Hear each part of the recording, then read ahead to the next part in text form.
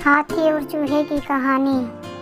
एक राज्य में एक राजा का शासन था। वहाँ हर हफ्ते बड़े ही शानो शौकत से उस राजा का जुलूस निकाला जाता था ताकि प्रजा उनके दर्शन कर सके।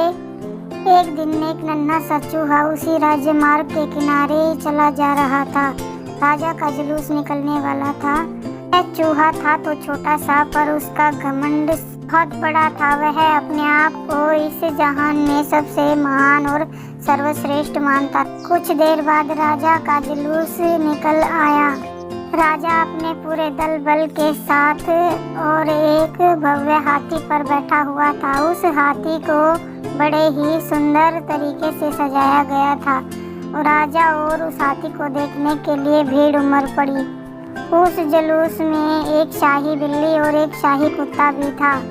लोग जब हाथी की प्रशंसा कर रहे थे तो यह बात चूहे को बहुत बुरी लगी और चूहा सोचने लगा, ऐसा उसमें क्या है जो मुझ में नहीं। उसकी भी 2 टांगें हैं, 2 कान हैं, 2 आँखें हैं, फिर वह इतना क्या महान है। चूहा यह सोच ही रहा था कि शाही बिल्ली की नज़र चूहे पर पड़ी और उसे देखकर बिल्ली की राल टपक गई और वह चूहे पर लपकी। अपनी ओर बिल्ली को आते देख चूहा दुम दबाकर भागा। चूहा भागते भागते हाथी के सामने आ गया।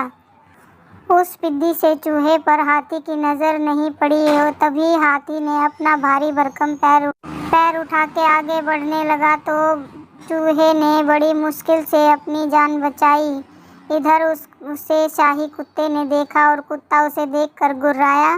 तभी जैसे तैसे करके चूहे ने अपनी जान बचाई और वह एक नन्हे से बिल में जाकर घुस गया। चूहे का सारा घमंड टूट चुका था। उसे समझ आ चुका था कि वह इतना भी श्रेष्ठ नहीं है।